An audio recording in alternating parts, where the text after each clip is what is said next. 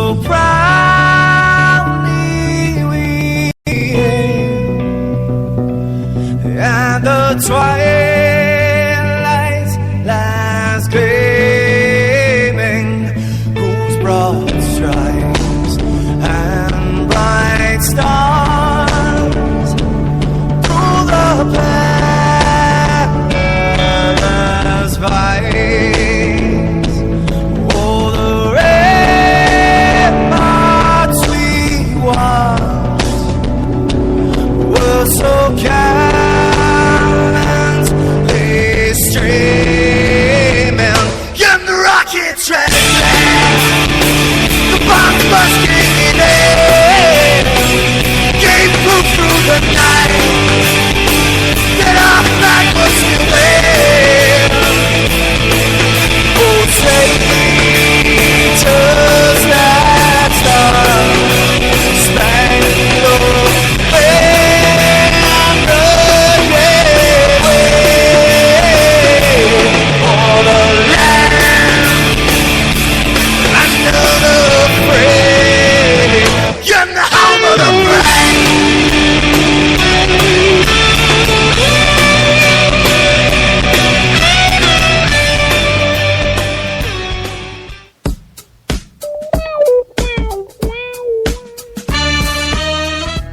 Don't be afraid, this is a low fat, and you are listening to HonestAnswerRadio.com. Now, where is the egg roll you guys promised me?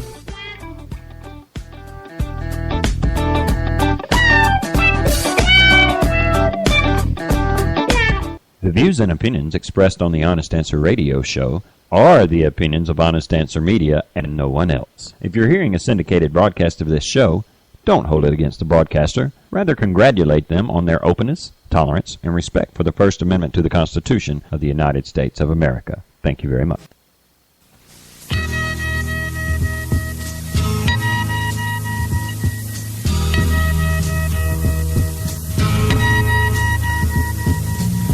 There's something happening here, but what it is ain't exactly clear. There's a man with a gun over there, telling me I got to beware. I think it's time we stop. Children, what's that sound? Everybody look what's going down.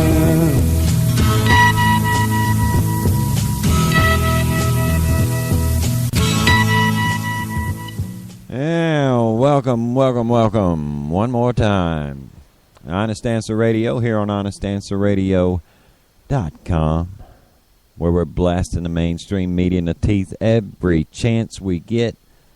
I'm going to be the Marty half of your dynamic hosting duo if you're just now hearing us for the first time.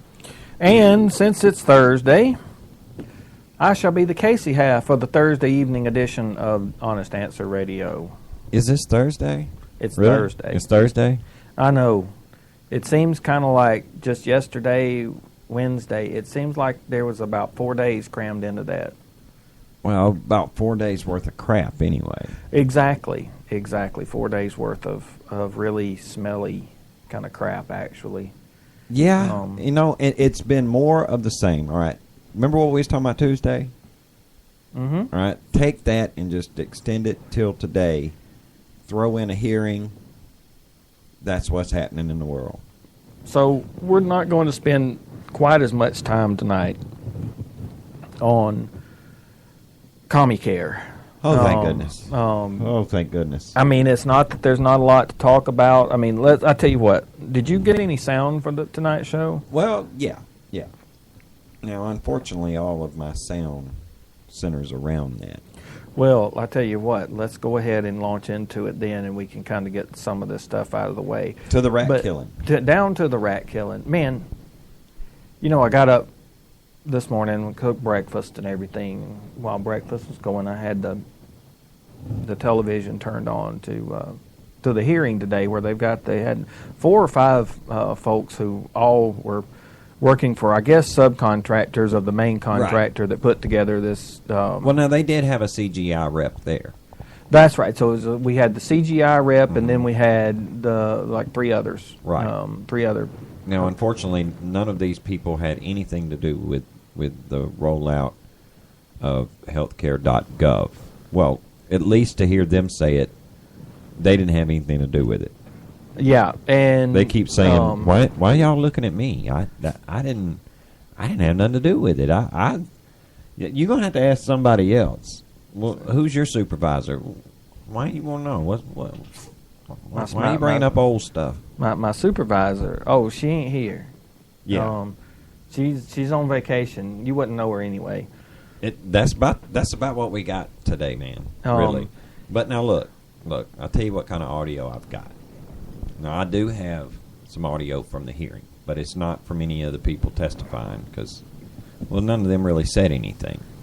It's just like we expected it would be. They send out some poor schmuck that, he's got that senior VP position, and this is what you get senior VP positions for. If anything goes wrong, you're going to be the one that the company marches out in, to face the cameras and the congressman. Yeah. But I did get one Democrat rep getting kind of snippy. Yeah, that's today. where I was headed. Yeah, I think. He didn't like the fact that they were there at all having a hearing. And I've got another piece of audio that sort of sums up why that guy was, getting his panties in a bunch. But you notice, man, the Democrats right now are kind of a testy bunch. Well, now, I've got some audio of your gal pal and mine, old Nancy Pants Pelosi. Ah, okay. The great undead. Wait. You got audio. We have to listen to Nancy, man. I got to listen to that. And she's not. Look, she's not all rah like everybody else is. She's took her. Why should she be? She don't have to have Obamacare. She's had her 3 Valium martini lunch. She was feeling no pain, but she's just wanting everybody. Look, we can't be getting bogged down into whether or not this thing's working or not. All right, we can't be getting bogged down in. I can see how that would be bad. Let's not bicker and argue about who killed who. Poor Nancy. She just wants everybody to just forget about it and just know that it's there and it's beautiful. All right. And I got Jay Carney. One of the White House reporters was asking Jay Carney for some definite numbers on. All right. The president said thousands of people have been enrolled. And the HHS says, Kathleen Sebelius used the word thousands. Not tens of thousands, not hundreds of thousands, but thousands. What's the number? I mean, is it really in the thousands? Could you get in there? Well, we're trying to, we got to get all of the numbers together. We can't just be getting, just numbers all willy-nilly and stuff. All those old website numbers. Man, I can't wait to get to that little that little clip. Right. Well, tell you what, let's start with a congressman pitching a hissy fit. Now, the first part of this is a Republican congressman from Texas, and he's been getting a little bit miffed about, all of our health information just being able for anybody to grab all willy-nilly once you put it on their website, and how there's no reasonable expectation of privacy. That little warning they put on the website there that you don't have any reasonable expectation of privacy by signing up with healthcare.gov. Right. And he's kind of ticked off. So here we go. I guess it'd help if I started it from the beginning, wouldn't it? Let me ask it this way: do you think that should be in the? Do you think that should be a requirement to sign up for Obamacare? That you give up any reasonable expectation of privacy?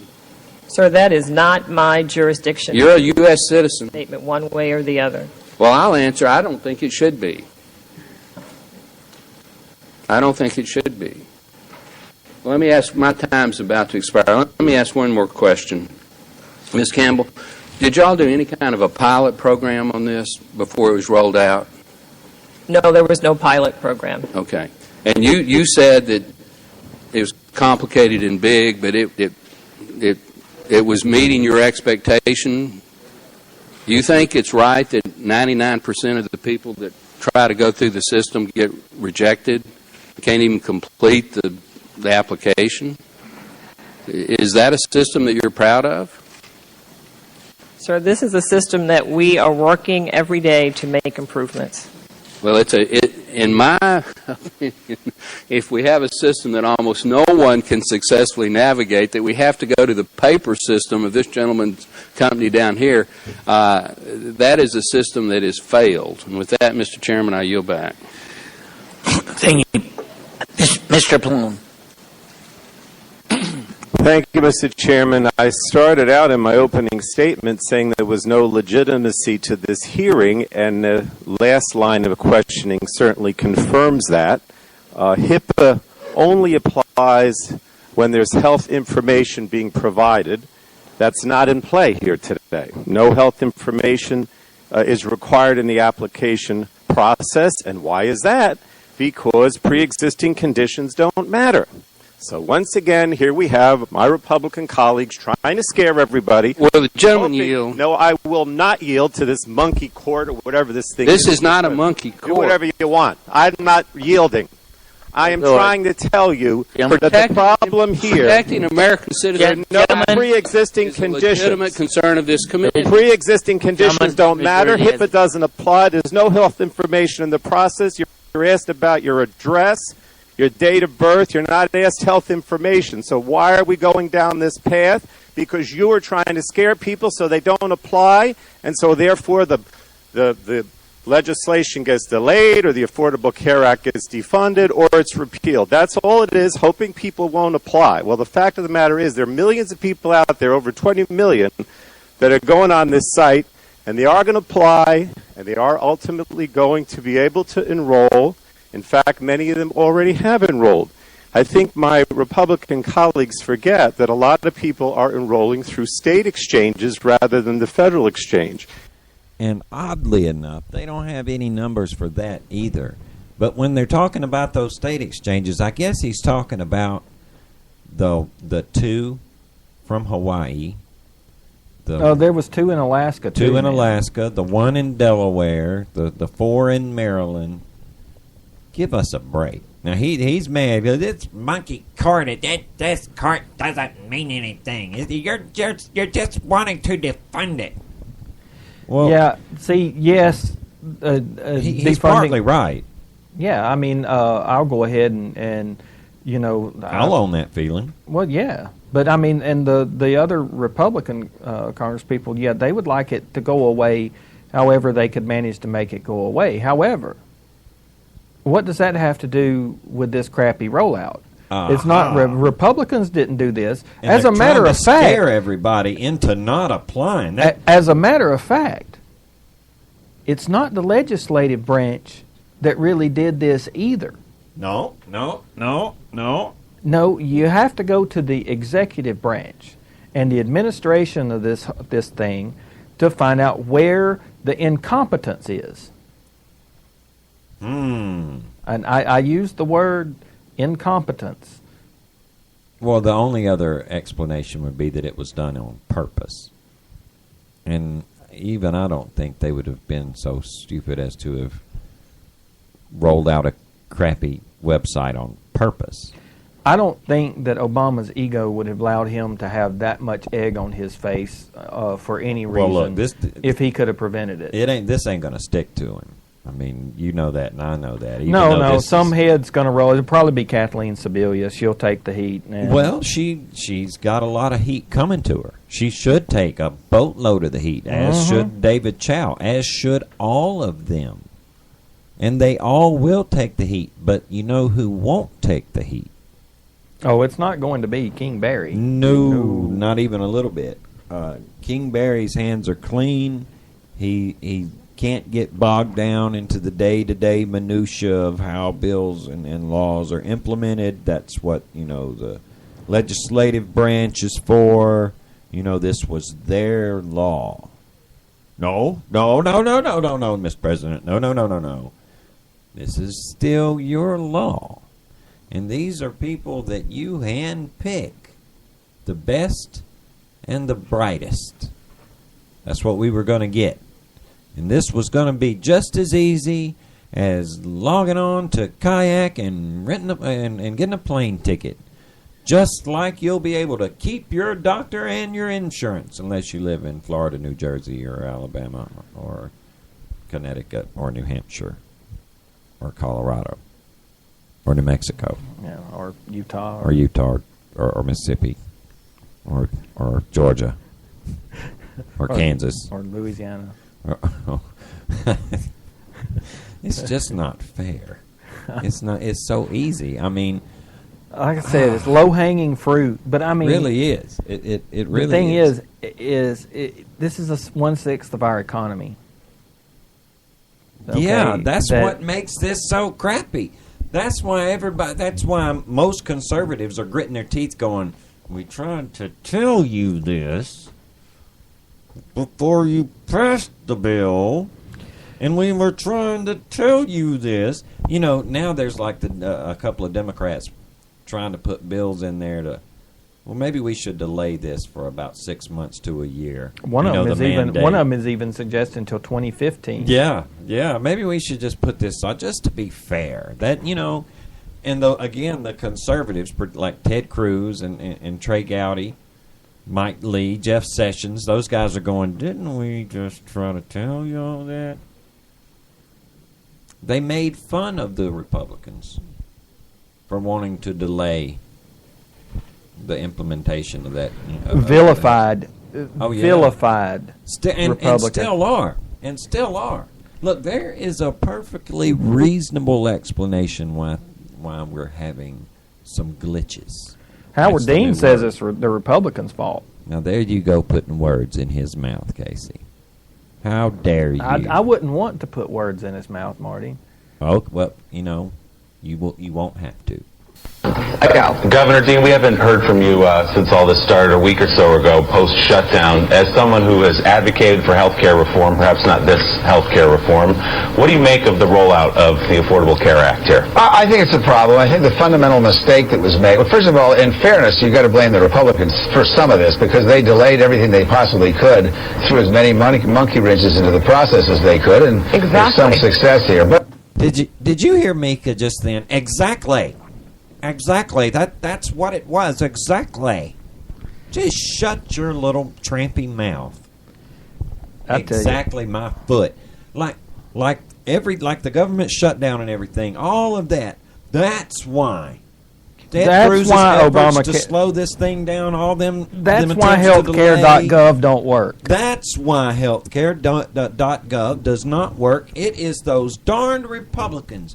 Those mean, nasty old Republicans trying to delay Obamacare, which ain't a bad idea. Maybe we could get on that. Maybe we can. Okay, get a bill through. Yeah, those Republicans trying to delay Obamacare. How dare they?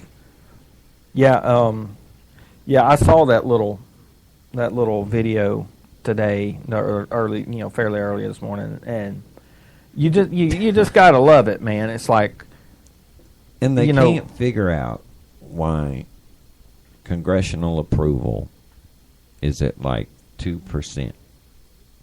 They can't figure out why, there are polls out there with overwhelming majorities of people that want to fire them all and start over. Thank God. Thank you, Lord, that Howard Dean is no longer occupying any elected position. For now. But thank goodness, because can you imagine the havoc he would have been, wreaking in the Senate? I've seen his work. So yeah. Oh God, he is such a thick. In some of those old Britcoms, he would be called a thicky thickhead. a thicky thickhead. A thicky McThickerson. Oh, but hey, man, we there's more. There's more. Nancy says we shouldn't be getting bogged down in all this will it or won't it work. We all know it's the Republicans' fault. They've been trying to delay this to try to keep the American people from being happy. You're putting words in her mouth. Okay, well, let's see. ago. Governor Dean, we haven't. Oh wait, that's Governor Dean. I'm sorry, I meant to get Nancy Pants. Here we go. I think that we should be able to go forward. I'm more optimistic than that. I have faith in technology, and while there are glitches, there are solutions as well. So I'm optimistic that we'll be able to go forward on schedule. And no, that wasn't a subject of our conversation this morning. Well, I think somebody should fix it. And I'm a big, again, I'm a big believer, coming from where I do in California. I'm sorry, man. I'm sorry. I got to back this up. Is it me or does she sound drunk? I mean, just listen. Fix it. And I'm a big, again, I'm a big believer, coming from where I do in California. I have great. One more time. Well, I think somebody should fix it. And I'm a big. Well, I think somebody should fix it. Well, okay. I it could be that. Could be she's having a bad denture day, and I mean a bad denture day. Yeah, like that don't. I'm sorry, man. Pictures don't make you smart. Or okay. She is from California. Okay, you know, land of the hippy dippy flaky flaky. She could have been channeling Foster Brooks. Ding ding ding ding ding. I think that's it. Well, are you an airplane pilot too? I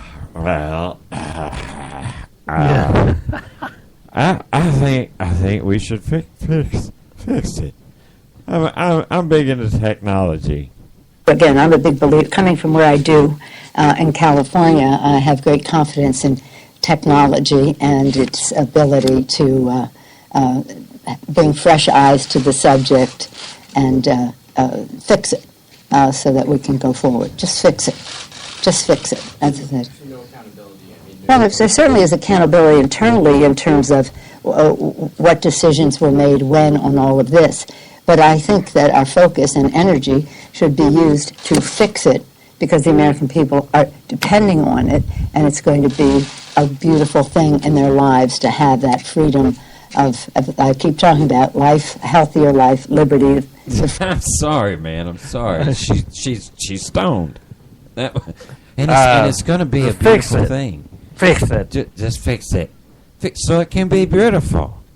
It's beautiful, don't you? The Republicans hate beautiful, and they're trying to get. It's going to be just fix it. Life, pursuit of life. Fix it. It's beautiful. Hate Republicans. Poor Nancy. California, you got to be proud. You got way to go. Kudos to California. Yeah. This is the one y'all sent up to represent you in the federal government. Congratulations, y'all. Oh my God! This is who we have representing intelligent debate in this country. Well, they say they do. Well, she gets paid a lot of money to do it. You know, did you remember when we were talking about the lady that Sean Hannity had called in from his radio show? Oh yeah, the Obamacare, the navigator lady. Yeah, bless her heart. You know, we said there was something bad gonna happen to that girl, and something bad did. They fired her. Yep. What a shock, huh? I'm just really. This is my. I know y'all can't see it out there, but Marty will tell you. I'm wearing my shock face. Look, that you should see it. He's really shocked. They said that she violated their policy by speaking with the media, even though speaking with the media was neither addressed, verbally in their orientation or, oddly enough, in any of the paperwork. They didn't tell her that part, Pinky. No. Yeah, they didn't. They forgot that part.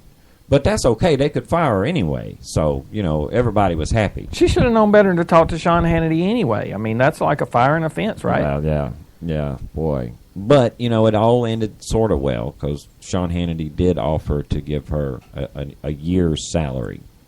Working there, she would have earned $26,000 a year. She's been there since September 23rd, she said, and Hannity's willing to give her $26,000 and help her find another job. That's, hey man, it's the least he could have done.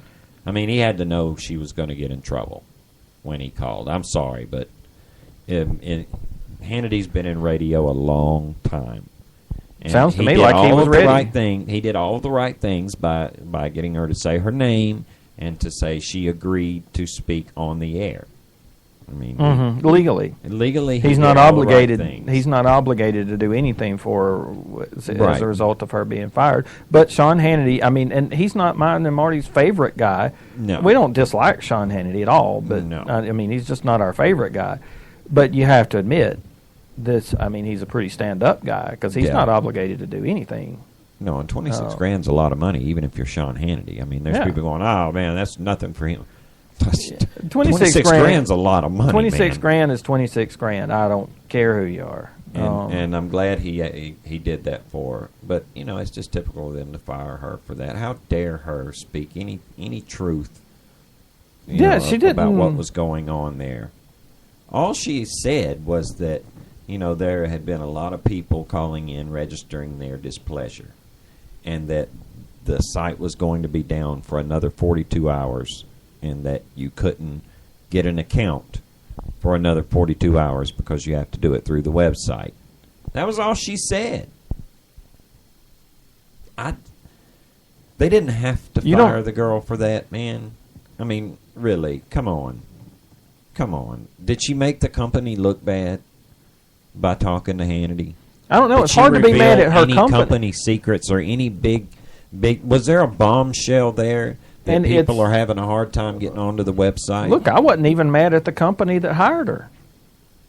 No. I mean, no, they've look, got they're a just contract to man call Well, centers. they have for to Pete's earn- sake. They didn't design Obamacare. those people have to earn paychecks too. There's nothing wrong, now, I mean, And now they there's shouldn't something have wrong with them. Yeah, now there's something wrong with them. But up until that point, I would, because people got to earn money. Man, And- they're trying to deflect this on anybody except the one who is truly to blame for this entire The one where the debacle. buck is supposed to stop. Yeah. You remember he made fun of Hillary because she had that commercial about the buck stopping here. He made fun of her for that. Mm-hmm. Now I know why. Because to him that's just a sucker move. Yeah. The buck stops here. Yeah, right. No, the buck stops right out there, Jack. It ain't coming in here. Nothing sticks to daddy. The Teflon Don, that's me. I mean, really, I gotta hand it to Barack, man. Look, he is slicker than John Gotti ever was. He has got wasn't me, down to a science, man. It's like watching art. Yeah, because he's getting away with it. Clean.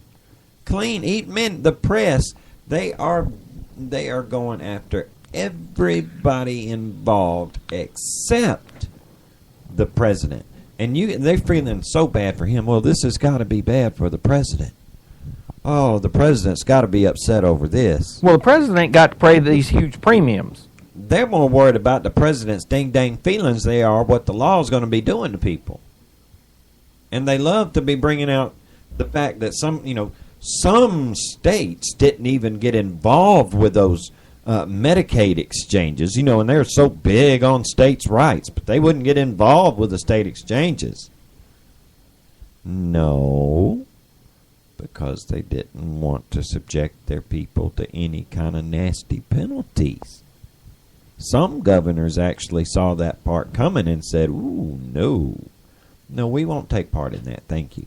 Our governor was one of them. They made fun of him big time on NBC. Oh, and the MSNBC. Aniston Star, the Red Star. Yeah, they just went after and still mad at him for it.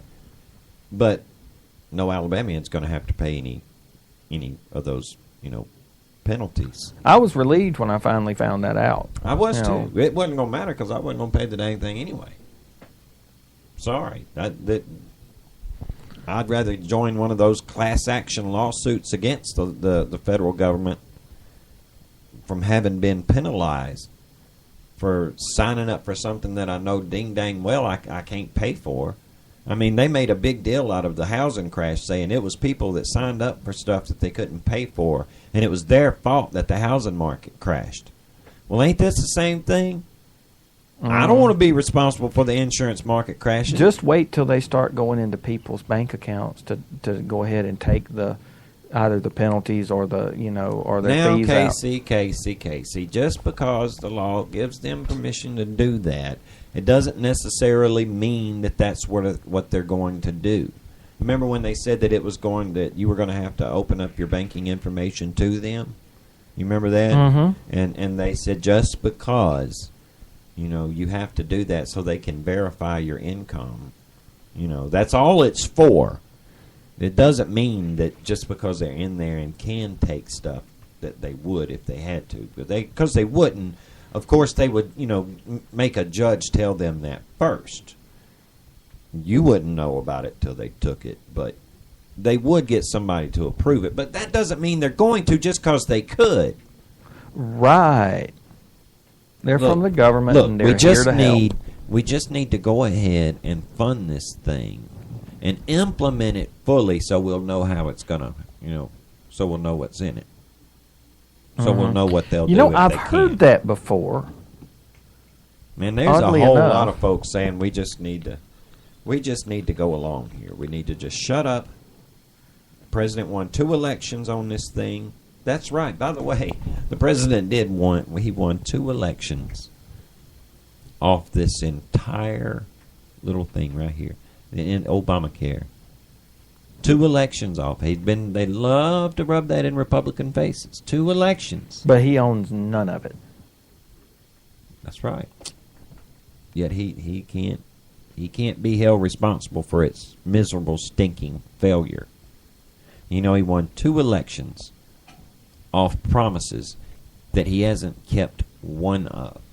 Not one. Wait, you can keep your No, you can't keep your doctor. No. Can't keep insurance neither. Nope. What was it on Drudge yesterday? One of the big headlines. It was like 300,000 losing insurance in Florida. Yeah, 300,000. 300,000. Now remember, they said if they could just help one person, if just one person didn't get, it didn't die because of it, that it would be worth it, right? Right. Well, is it all right that 300,000 might? I mean, because I'm trying to think like a progressive thinks, Good luck. Well, first off, you're thinking too hard. I mean, just so you know, you're thinking a little bit too hard there, bud. Well, they say if just one, if it could just save just one person, then it'll be worth it. And surely you could turn that logic around and say that if we could halt this thing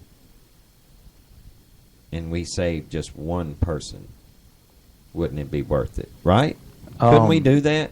Isn't that a valid argument? See, that's just not fair. What? What? Now, look, Marty, that's not fair. You're trying to hold a progressive to the same standard to which they're holding their ideological opponents. Ain't that what we're supposed to do? Well, I mean, you said you're trying to think like a progressive, right? Uh-huh. Well, you can't do that. Oh.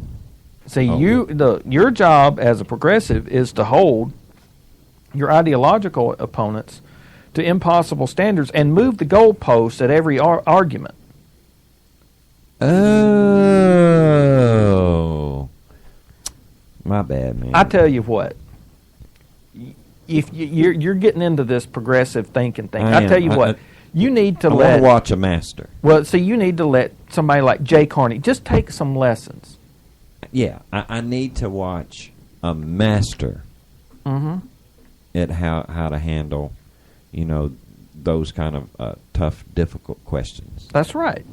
Private insurance through the health care law. As I said, Peter, I think on numerous occasions we will be providing that information monthly, as is the case with similar systems. Do you know how many people have enrolled? Again, I would tell you that we will provide that information monthly. What you're talking about, again, when because Kathleen Sebelius yesterday said that the number is in the thousands. The president said the number is in the thousands. I guess I'm trying to confirm that you guys actually know what the number is and have just actively chosen not to communicate it. The number is in the thousands. I think the point is, and I think the Secretary said this, is that we want to make sure the information is correct. We want to do it on a regularized basis. We're talking about people who are signing up through state exchanges, who are signing up in person, who are signing up by mail, who are signing up over the phone, and signing up on healthcare.gov. So it makes all the sense in the world to regularize the release of that information in the way that it's been done with previous similar programs. So that's what we're going to do. What similar previous programs? You know, man, when every time that we've hosted a different website, or I mean that we've run several different websites over our time here. Yeah.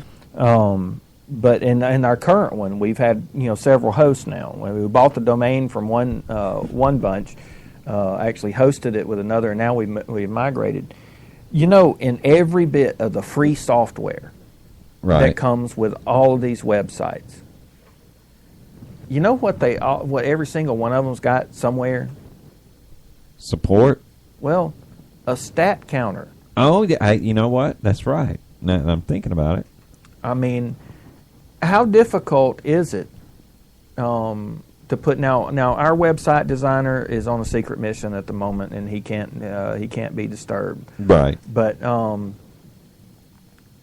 look, I think we could probably, when he comes back, we'll see if he can't help them out with a stat counter. I bet we could find them a free open source piece of software that every time somebody makes it successfully to the end and is enrolled in an exchange, that the number will increase by 1. I mean, no, I'm sorry, that ain't gonna help. It ain't gonna help because that whole clip there shows that it's not. They don't need no stat counter. They know the exact number of people that have enrolled in Obamacare since October the 1st. They know because Health and Human Services Secretary Kathleen Sebelius used the word thousands. You remember the Tuesday night we were talking about one of the speechwriters saying that the president's use of the word thousands spoke volumes because he could not have used any other term. Now, when you're dealing with thousands, like Howard Dean's talking about, we need to break it up into districts so that it will be easier to tell how many people we've... That's precisely what they already did, Dinkus. That's how they know the precise number. Oh, they got to get all the paper applications and the ones that is done in person and the ones done over the phone. Hey, guess what? Those are all the same thing. Y'all know how many there are. Ironically enough, they had the fellow representing a company that was processing all the paper applications in front of the House of Representatives today, as a matter of fact. They did indeed. And he had numbers. Yes, he did. It's at 19,000 applications. Roughly, he said, I don't remember if he used the word approximately or if he used the word roughly. But either one, either roughly or approximately, half have been processed. So about 9,500. That's thousands, give or take. Now, if it was that's any paper, higher that's than paper that, application. If it was even 500 more, you can rest assured the president would have used the word tens of thousands enrolled in Obamacare. So I think the lesson that we are looking at here is that those paper applications are really and truly the only ones that have actually been, and picture me holding my little fingers up making quote marks here, processed. Right. So is this a pretty picture we're painting for folks? Well, look, have no fear, all right? Have no fear because the president is on the case. He spoke, what was it, Monday or Tuesday in the Rose Garden? Yeah. He spoke again today. And you know what he talked about? Immigration reform. Don't worry about this healthcare thing, guys. I'm on it. We got to talk about some immigration reform. Are you serious, Mr. President? Really? Really? This is one of the biggest, watch what the left hand's doing while the right hand smacks you across the face moves I've seen in a long time. Well, you know what? I think you've just helped me segue into the non-Obamacare part of tonight's evening. Ooh, pray tell. Because, see, while you're watching what that one hand is doing. Uh-huh. Is I don't there know. something else? Well, yeah. Look, it's on the nightly news and stuff. You're not really seeing a whole lot. You know that the Saudis have pretty much comes almost right to the brink of just completely shutting down diplomatic relations with the United States. And that's a pretty significant move. Now, look, granted, really and truthfully, if you to paint a really vivid picture, no matter what the diplomatic ties may have been, we've never really had that great a relationship with the Saudis anyway. Saudis pretty much hate us. Don't forget, Usama was our a Saudi. relationship has with them, with their government, okay, has always been of, we're doing this for you. You get some jets and you get some of this, but you can't be trying to overtake Israel. Right. And the Saudis have said, tell you what, we'll make that deal, but you better keep Iran off of us. Uh-huh. Because we're talking about two different, sects of Islam. Right. Here. And you got this whole tribal thing that exists in the Middle East, even within that. Thousands of years old. Yeah. So, I mean, it's been a very uneasy sort of alliance. If I think it's probably. I mean, God, we could spend hours. Right. Talking. Marty and I know more about this. The fact that diplomatic ties are practically severed with a country that we've maintained this sort of uneasy relationship over the years, that's pretty significant. Because even as uneasy as the relationship has been, it has still functioned for both sides.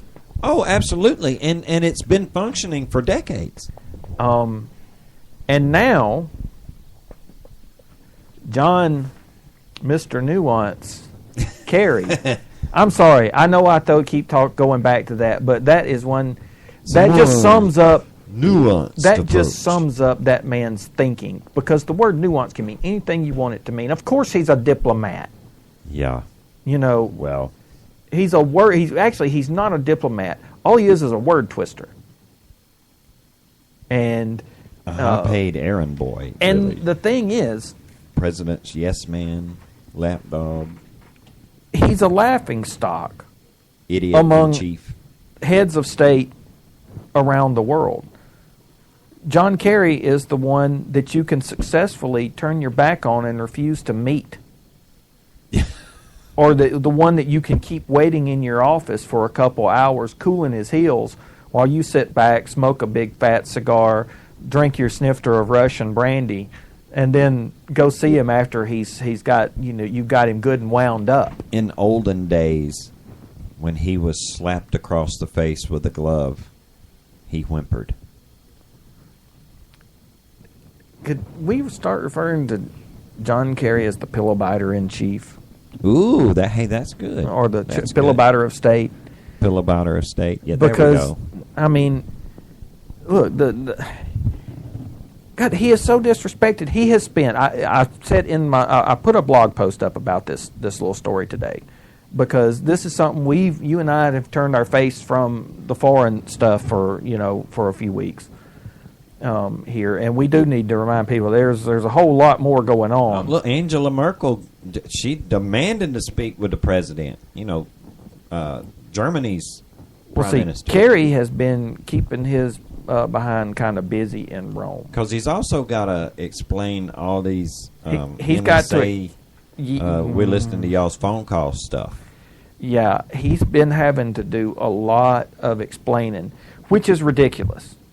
I mean, at some point, we need a Secretary of State to walk out onto the world stage and go, say, Angela Merkel, we girl, you know you have been spying on us ever since we let you, we built Germany back up from the rubble. Exactly. So don't be getting all up on your high horse about people listening on phone calls. If you could listen in on Barack Obama's BlackBerry, girl, you would be. Yeah, really. Now. Please, people, look, y'all think we spied on you. All right, well, I do have an answer. Duh.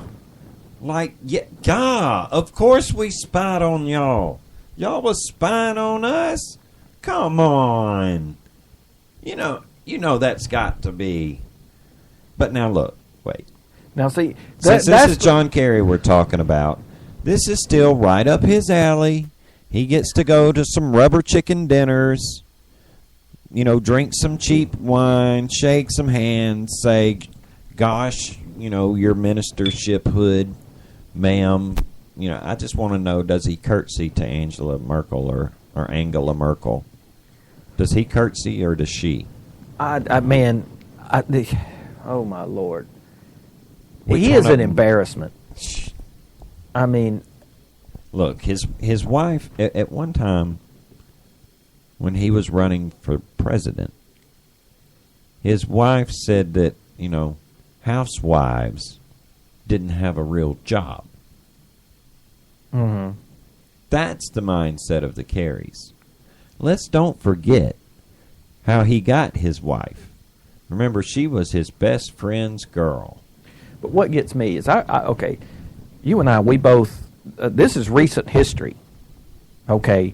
We was awake and we was paying attention when John Kerry was running for president. Right. Okay, most of the people that we know, as a matter of fact, were wide awake at that time. All right. Now, you remember when he came out with that whole, he would have a foreign policy that was more nuanced. Oh, yes. Oh, yes. In other words, Bush diplomacy was stupid. Kerry diplomacy would be all subtle and nuanced and so much more intelligent and all that. Right. But how long... More civilized. How long did Vladimir Putin ever keep, like, Condoleezza Rice from, sitting out in his office waiting? Right. I mean, how long did he even keep Colin Powell? Well, when Colin Powell was Secretary of State. And he's about a, little slimy weasel himself. But even he got more respect than that. Yeah, thank you. Exactly. Madeleine Albright, for Pete's sake, if you want to go back a little further. Yeah. I mean, she commanded more respect from heads of state. Yeah, and I'll tip my cup up here. If you ever engage in any back and forth on Facebook with some lefties, you'll hear some of these same things come up often, right? Now, when you bring up things like American credibility, around the world, who gets the blame for our bad image. Oh, it's always George Bush. Absolutely. George W. Bush is responsible for all of the countries of the world hating us. But now let's look. Let's look at who hated us exactly under George W. Bush. Okay, but let's look at that, but look at it through the lens of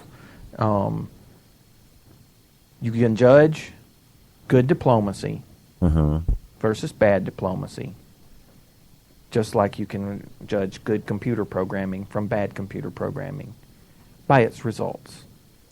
Now, continue. Okay. All right. Continue. Under the diplomacy of George W. Bush, remember they called that cowboy diplomacy. That old bad old cowboy, evil cowboy diplomacy. These are the places that were hated in your neighborhood. All right? All right. Saddam Hussein. Nobody liked him. Hated George W. Bush. He did. And was very, very angry at George Bush becoming involved in his program involving weapons of mass destruction. Right. Which ended up in Syria. Mm-hmm. That we're dealing with today. Right. Okay. Just making sure. All right. But why did it end up in Syria? Because Saddam Hussein had to ship them there because George Bush invaded Iraq. Or they look. I hate to say that did we invade Iraq? Is that what we did? I think I'm going to is resort that a technical to term. The military term, I think, for it is we kicked their ass. That's my favorite term. I just don't like to say, we invaded Iraq because, that's something the left likes to say to make us look like we're some kind of bully. But either way, under George W. Bush, Saddam Hussein couldn't stand us. Could not stand. Muammar Gaddafi. You remember Muammar Gaddafi during Ronald Reagan years? Well, he opened his mouth briefly and sponsored some terrorist attacks. Remember that whole thing, with this is the anniversary. As a matter of fact, of the embassy bombing in Beirut. Right. Actually, that was yesterday. Well, Muammar Gaddafi, that's how he felt about us during the Reagan years, all right? And we had some more time passed and everything. Fast forward to the George W. Bush era. Remember Muammar Gaddafi was like the UN's peace envoy? Yeah, he said, I tell y'all what, y'all come on in here in my country. If I got any chemical weapons I don't know about, y'all can have them. Just come get them. I'm gonna be a good boy. That's right. From now on. That I've seen the light. Anything to do with the fact that George W. Bush looked at Iraq and went, oh, you don't want to comply with UN weapon inspectors want to have weapons and say you're going to point them at us. Okay, go get them. Right about that time, Omar went, oh, look, God, I'd love to stay at this terrorist meeting, but I got to go, all right? They're going to be here in a minute. I got to go. I'm going to go off and be peaceful. All right, now George W. Bush is out of office. Right. George Bush, his time is over. Barack Obama wins the election. But now wait, but before we go there, let's review. Let's review. What did we say about good results, bad results? Okay. Under the Obama camp, Saddam Hussein. And the Bush years, we had Saddam Hussein. That's one dictator. They hung him. His own people did after we got through. Ran Osama bin Laden up out of Afghanistan. And that's another government that didn't like us under George W. Bush. The Taliban hates us because of George W. Bush. They still hate us, believe it or not, because of. Okay, so we've got one of the world's bullies that hates us. Yeah. That goes into the good column. Yeah, we ran because George W. Bush made the Taliban's life a living hell. Okay. So everywhere he found them, oddly enough, he put a bomb there. And that has an effect. Or two. Sometimes it took two. Yeah, and that has an effect on people when it comes to where they choose to gather. So sometimes they just choose not to gather. Yeah. Because it gets a little dangerous when George Bush is president for them to have those terrorist Hugo meetings. Chavez in Venezuela hated us during George Bush's years. Yeah, now, communist dictator. Communist dictator. Hated us. Okay, that goes along there in the good. Along with Fidel and Raul Castro down, the Cuba brothers. They absolutely hated the United States during George W. Bush's terms. Again, we dropped that one down, and this is talking about the good results of this is if you're judging diplomacy here. Okay, now Great Britain, they liked us. The Netherlands liked us. Yeah. France, well, they don't like anybody. Well, Germany, never. If we looked at France hard enough, they'd surrender and like us. So Germany, they don't like anybody. But they still kept those. Kept it on the down low. Yeah. Okay, that's true. Now let's move on to the Obama years because I think we've All right. Well, now Obama started his years out. I mean, like right out of the gate, he got Osama. Well, no, right out the gate. First thing that Barack Obama did was go on tour.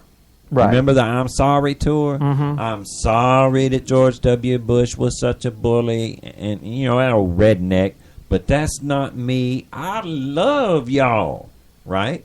Mhm. Remember, he went to Egypt. Mhm. Went to Egypt. This is everybody lost their dang mind in Egypt, right? Mhm. Went to Egypt, said, "Ooh, I love Muslims. Muslims, y'all so good. Muslim. I wish I was a Muslim. I wish my country was Muslims. I Quran. love Muslims. Muslims. Something like that. All right. Bowed to a couple of them. Went down to Saudi Arabia, mind you, and bowed to the Saudi king, Casey. To the king. Went to Thailand. Little old bitty Thailand. Bowing again. Now, the lefties look at us and they make fun of us for getting mad at the man bowing. That's just part of their culture and heritage. That's not my culture and heritage. But Casey, see, is that your culture and heritage? No, and I got to tell you what kind of result that little apology tour had. Ain't no more RESPECT, that's for sure. Exactly. And that whole bowing thing, the fact that nobody else wants to really bow to those people. The thing is, this is the lefties, they think that other people don't know when they're being condescended to. And they forget that part. And see, the thing is, the people on the world stage, the people who do the condescending, right? Everybody knows that condescension is a sign of insecurity. When it really comes down to it, when you are making it that obvious that you're condescending, but you think that the people you're condescending to don't know it, you are weak and you're vulnerable. But now wait, Casey, we're not through. We're not through. That's just him going on the apology tour doing a little bit of damage. All right. Let's not forget that we've got a neighbor just south of us called Mexico. Obama becomes president. Mexico legalizes drugs in their country. And the cartels start going crazy, right? Mm-hmm. Having all these border town shootings, starting to bleed over into the United States. By the way, a little corridor there in the United States, just a little piece of interstate called Interstate 8. Casey, you and Tina may remember Interstate 8. As back in 2008. Vivid memories of Interstate 8. Back in 2008, while George Bush was still president, we traveled that little section of highway, right? Mm-hmm. In relative safety. It was kind of quiet. You can't travel that piece of interstate anymore. No, as a matter of fact, the very hotel where we stayed, within a year after that, it was in 2009 sometime, that hotel got some bullets in the walls. That's right. That's right. Because it was on the Mexico side of Ain't that highway, that grand of Interstate 8. But see, during all that time, Mexico said that the reason that the cartels was killing so many people, it was the United States' fault. And, our president was so willing to admit that. And Mexico says that the United States really just needs to, stop all this deporting, hard-working Mexicans back to their own country. And that the United States needs to work on its immigration policy. And if Obama's any kind of man at all, and he really, is sincere in his apologies to the rest of the world, well, then he'll see that something gets done. And lo and behold, Obama was going to try to do something about those cartel guys. Yeah, he sent them some guns. Believe it or not, this actually counts as foreign policy.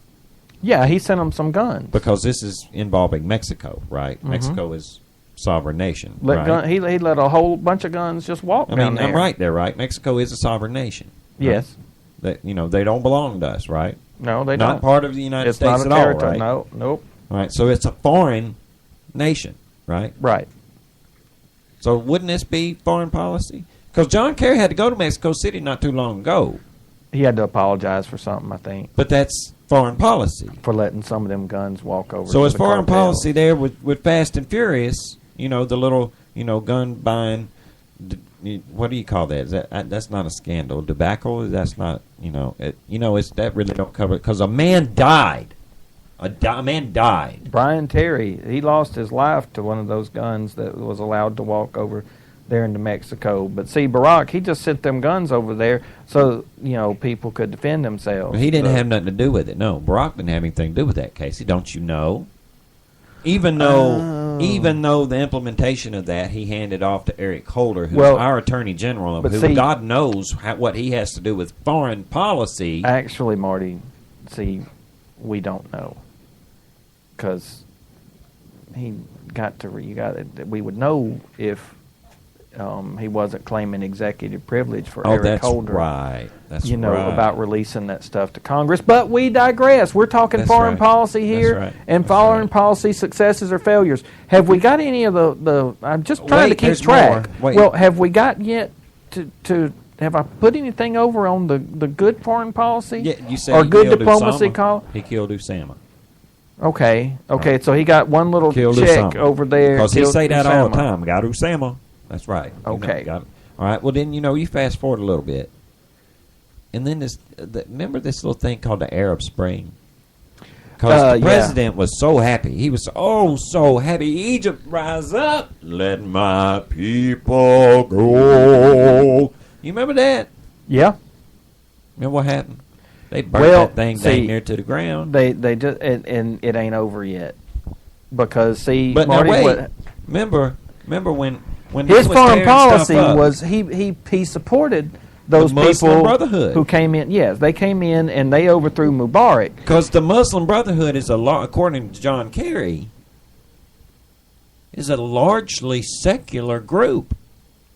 Largely Casey, secular, the Muslim Brotherhood. But see now is largely secular. The Muslim Brotherhood is largely secular. I just got to keep saying that. Do you hear the? Yeah. Do you know that one of these things doesn't belong here? Mm-hmm. They're not a gang, man. They're a club. Right. Look. Right. Now the thing is, though, since we're fast forwarding that whole, remember those Muslim Brotherhood that you was just talking about? Well, see now, those folks that Barack Obama was backing, their organization is outlawed in Egypt as a terrorist organization. Get out of here! Casey. They are a largely secular organization. Bunch of Muslims. That's right. They're largely secular bunch of Muslims. They're a Muslim Brotherhood, but they're largely very secular. Very secular religious people. They watch Miley Cyrus videos. Yes, yeah. They're very secular. So okay, all right. There's more. Because if you remember, while all that was going on in Egypt, right about that time, this darned old video came along on YouTube that was made in somebody's basement with a phone. It looked like, and it was about Muhammad. And apparently it's shown him in a very negative light. And Casey, did you know that darn video set off an uprising, not just in Egypt now, but spread all the way over there? Guess where? Guess where it went? It went to Libya, didn't it? Guess. Yeah. Hey, man. Yep. Right over there in Libya, in a small place. You know where? Nowhere. In a little town called Benghazi. But man, look, while you're on that story now, I got some bad news for you. What? Bad news? See, yeah. Look, that Susan Rice just said that about that video. What? And Hillary Clinton, she just said that. What? Wait, Casey, now stop it.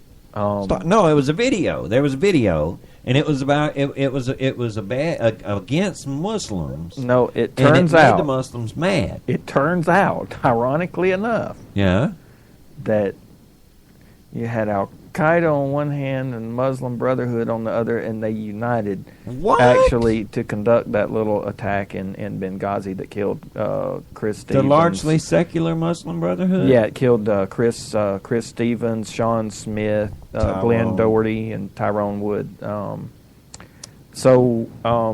Foreign policy success, right? No, I don't think we can chalk that one up because as look, success. hey, nobody because Gaddafi died.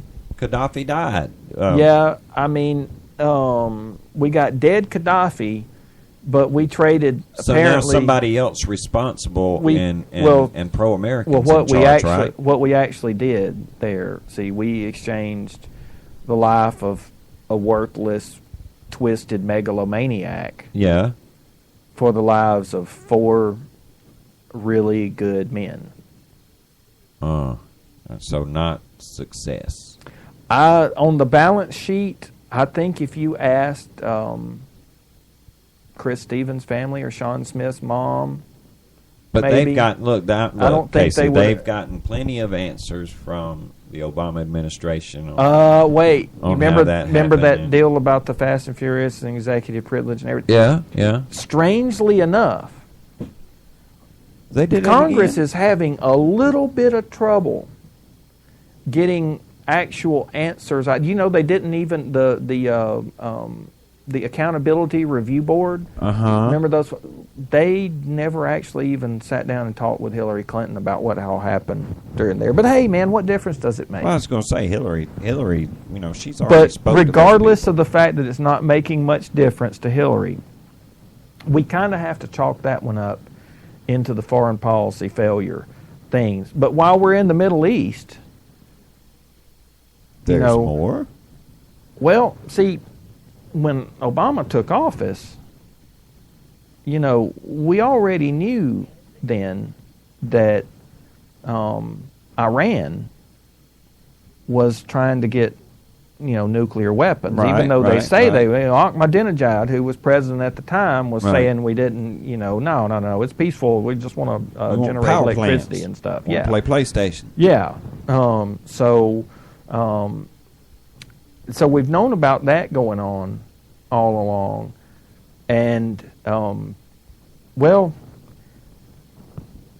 I won't say that the Israelis don't like Americans anymore, because that's totally untrue.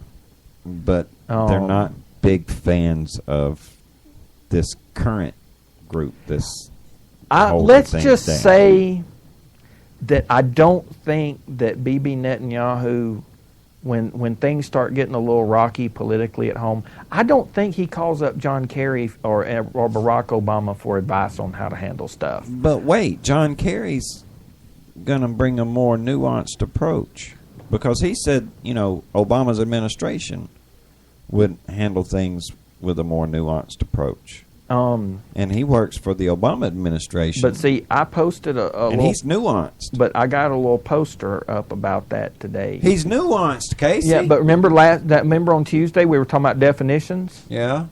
Okay, Is now that one of you're those that don't about mean to what I learn a think it new. means? Yeah, you're about to learn a new one. Okay. Nuanced means incoherent. But it's wrong if you say that that Barack Obama's foreign policy is incoherent. You should say nuanced. Oh, I got it. By incoherent, just in case somebody out there doesn't know, it means nobody can understand it. It means that everybody around the world, all of our allies who sit there and say, well, we pretty much know which way the United States is going to jump on most of these issues, so we can confidently move forward with our own foreign policy, are now sitting back there going, man, this man is crazy. Yeah, we don't know what this fool's going to do. This man is crazy. Where can we count on the United States right now? Nowhere. And you know why? Because they're did you know? You remember Ray Ordiorno, General? Ordiorno, you know.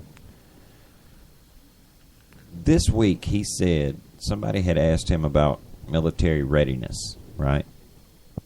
About if our military was needed right now, how are we looking as far as being, like combat ready for another entanglement? He said, we're not ready. He's got two groups that, to put it in mine and your language, something like ready. But they're not ready. Like, our military forces right now are so depleted that we're probably barely able to defend ourselves. And to hear a general setting active duty, a general, admit that we're in bad shape. That's scary. That's very... And then you read another article where military leadership is being...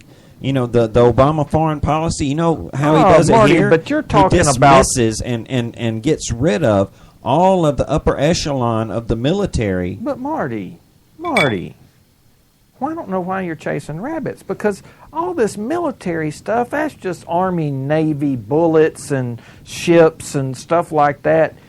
That doesn't have anything to do with foreign policy, does it? Could it? Well, could military readiness affect how we're seen around the world, Marty?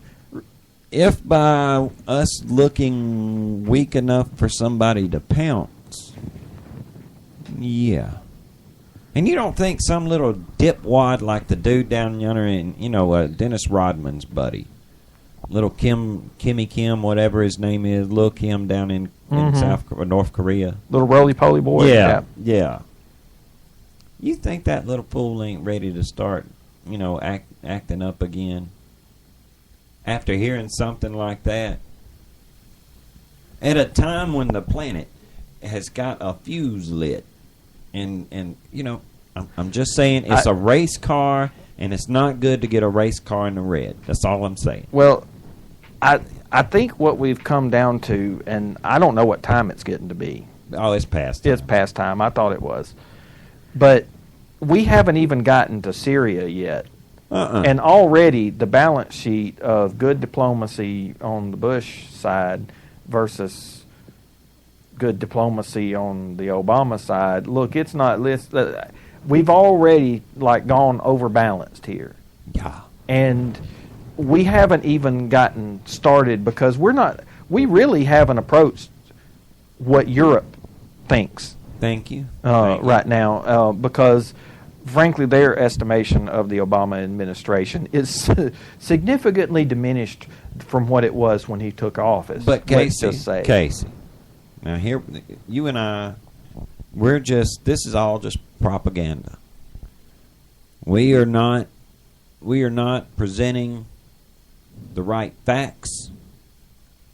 We're just, this is all just a bunch of extremist rhetoric. I have a good fact for you. Okay. Fact me, Jack. Okay. This is with the NSA hacking into people's phones and listening in on phone conversation with all these world leaders. You know why they're really mad about that, and why they're actually being vocal about it? Because they hear them and like walking out of meetings that John Kerry when John Kerry walks into the room, certain people get up and leave. It's not that they got spied on, because they know that we're spying on them. We know that they know that they're spying on them, and they know that we know that they know. Right. Okay. Countries, heads of state, secretaries of state around the world, just keep that stuff on the down low because they know that it happens. Mm-hmm. But why? Why are they reacting so strongly to this whole NSA phone hacking and stuff? Why? You know why? It's because it proves that the United States won't keep their secrets anymore because they're too incompetent to keep the secret things that need to be kept secret. Right. This is why we're looking like idiots. It's not that they didn't know that the NSA was an extremely powerful spy organization and could come up with all kinds of info on everybody. If only someone could have warned the United States that this would happen if they elected this man. If only someone had spoken up. If somebody had just said, maybe we should really check into this guy.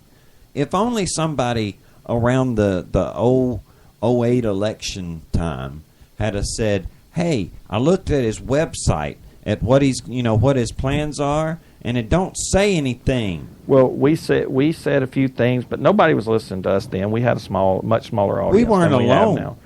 We weren't alone. That's what I was getting to. See, Rush Limbaugh said it. He wasn't alone. Matt Drudge had, basically all the information we really needed plastered across the front page of the Drudge Report. Andy Breitbart had it. Let's see, Michelle Malkin was screaming her head off. Bill O'Reilly had it. Sean Hannity. But he see, was all of those, they're all head just off. conservative hacks, Casey. They wasn't, you couldn't trust them because they're right-wing. Right? That's the conventional thinking there, and that's what Obama rode that right on into the Oval Office. Well, they got one of the Twice. words. They got one Twice. of the words correct. They were right. Mm-hmm. They were right. We were right. And I do not want to be right about this. We didn't want to be right. What we hear is the only reason that we spoke out against the man to begin with is because we were racist. We were bigots to think that way. Well, you know what? I'm going to just put a stop to that right now. We ain't racist no more? Mm-mm.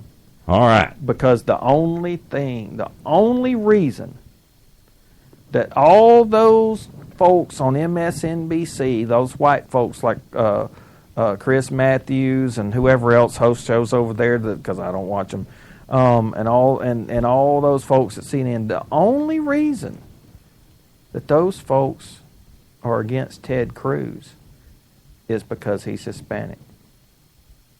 You know what? I think you're right. They don't think that a Hispanic man could rise up from an humble station in life and rise up to be a United States senator and a man that a lot of people are wishing would run for president of the United States. You're absolutely right. So bigots. If we're bigots, y'all some bigots too. Y'all some bigots too, because the only reason that you could possibly disagree with Ted Cruz is because he's Hispanic. He's brown. And if you will disagree with Ted Cruz, you'll also disagree with bacon is meat candy. That's right. That's right. It's a known fact that people who don't like Ted Cruz have bacon. trouble digesting bacon. That's right. That's right. And if you're going to get some bacon as meat candy, where are you going to get it, Casey? You're going to get it from baconfreak.com. And if you was looking to get some, say, some really fine quality, gourmet quality food that would be easily stored in case of a disaster. Look, there's only one place that I would go. Anyway, I would go to the sponsors page at honestanswerradio.com, and I would click on myfoodstorage.com. That's a good place to go. And if you was looking to secure your identity in, these treacherous times that we live in, where an identity is a valuable commodity on the black market. Well, it's unproven yet whether they can secure your identity from healthcare navigators, but I would go to LifeLock. But I would go to Honest Answer Radio's sponsors page and click on it there, because that's how you get the deal. You get a little discount. And if you was looking to quit smoking and you had tried patches and pills and lollipops and chewing gums and everything else, what would you do? Well, the first thing, because I tend to go there when I need things like that, I would go to the sponsors page of honestanswerradio.com, and I would look for the ad for V2 cigs. Those electronic cigarettes, the ones that come in all them different flavors, that's so good you don't even want to put it down, and it's not even bad for you like smoking is. Exactly. Well, I'll be darned. Well, all right, people. Look here, we have reached the end of our road, but there's just a couple of more things here. If you're looking to get your sports fix, Casey, where could you go get that? Well, I would go to the Honest Answer Radio homepage, and under the heading there that says channels, I would look there, and there is a show there called Sports World Radio. It's the fastest hour of sports on the internet, because Jeff and Sean can cover some ground in an hour, my brother. All right. Well, now, let me ask you this. In these troubling times that we live in, if you found yourself having a hole in your heart that you just couldn't put your finger on what was wrong, and maybe you felt like you might need a little bit of Jesus, where could you go? Well, see, that happens to me sometimes. When that happens to me, I go to Honest Answer Radio's homepage and look under that channels header, and there's a show there called Challenge from the Heart with Pastor Rick Hope. You know what? You'll find Jesus listening to Pastor Rick Hope. Well, because Pastor Rick will introduce you. Yes, he will. Yes, he will. If you're already old friends with Jesus, I'm telling you, Pastor Rick is the place to go. He is the man to go to. You'll more than likely hear something you didn't know. More than likely. Or maybe you're going to, I'll tell you what, you will hear what you need. And if you're looking to listen to Honest Answer Radio, and, you've seen our show page, and you're looking for a different way of picking us up, did you know there's other ways you can do that? Oh, we got a lot of ways to find us. And I'll tell you what, you can go to one place in particular that will take you to a dozen other places you can listen to Honest Answer Radio. And other shows. And other shows, if you're into the paranormal, they got that covered. I hear tell that at this place, there's even progressives. That's right. And where would that be, dude? That is goingbeyondradio.com, because, Marty, by going through goingbeyondradio.com, you can catch the Honest Answer on Shoutcast, Live 365, iTunes, even Roku, even Roku. Get out. Tune in, Blueberry. I didn't even know what a Blueberry was. I didn't either. But if you are hooked up with Blueberry, you can get Honest Answer Radio there by going to goingbeyondradio.com. I'm telling you, man, we got y'all. We got y'all. If you're trying to find a reason that you can't get a hold of us, that you can't listen to us, don't worry. We got you. And you can also get us on Spreaker.com. Oh, absolutely. Absolutely. That being said, it's time for us to get out of here, dude. And it's Thursday, which means we won't be back again until Tuesday. We got a weekend. Can we just for a little while, let's all not go crazy and get along for a weekend, just for a change. Let's be nutty. Let's start a trend. Go out this weekend and be exceptional Americans. That's Absolutely. What you need to do. Absolutely. We'll see y'all. Good night. Good night, y'all.